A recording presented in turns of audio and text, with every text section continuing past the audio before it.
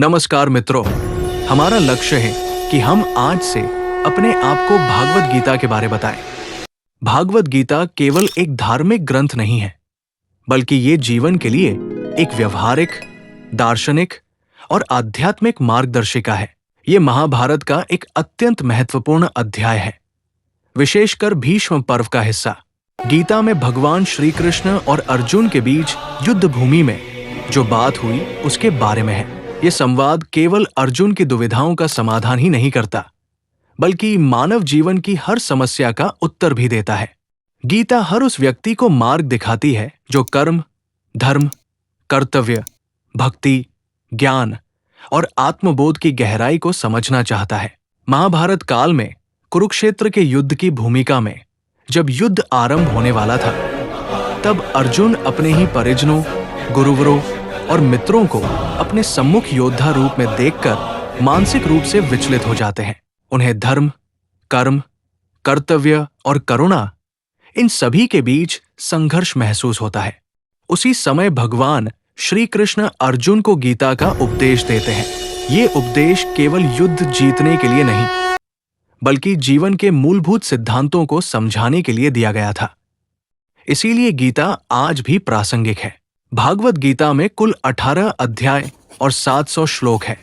प्रत्येक अध्याय को योग कहा गया है, क्योंकि हर अध्याय जीवन को एक विशेष दिशा में जोड़ता है।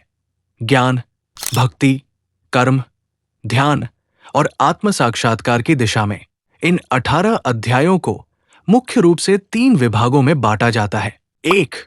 कर्म योग, 2. भक्ति योग, 3. ज्ञान योग। इन तीनों योगों के माध्यम से गीता मनुष्य को संपूर्ण विकास का मार्ग दिखाती है। 1. कर्मयोग, कर्म करो पर फल की चिंता मत करो। गीता का सबसे प्रसिद्ध सिद्धांत है कर्मण्येवाधिकारस्ते मा फलेषु कदाचन, अर्थात तुम्हारा अधिकार केवल कर्म करने में है, फल पर नहीं।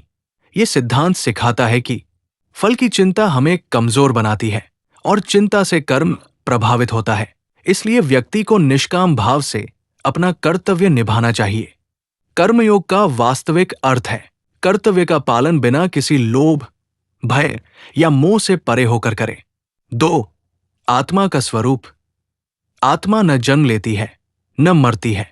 श्री कृष्ण अर्जुन को बताते हैं, न जायते म्रियते वा कदाचित।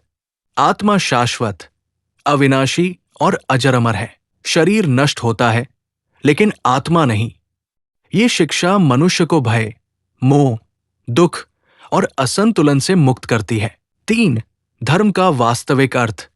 धर्म का अर्थ केवल पूजा पाठ नहीं है, बल्कि कर्तव्य, सदाचार, ईमानदारी और अपने नैतिक दायित्वों का पालन करना।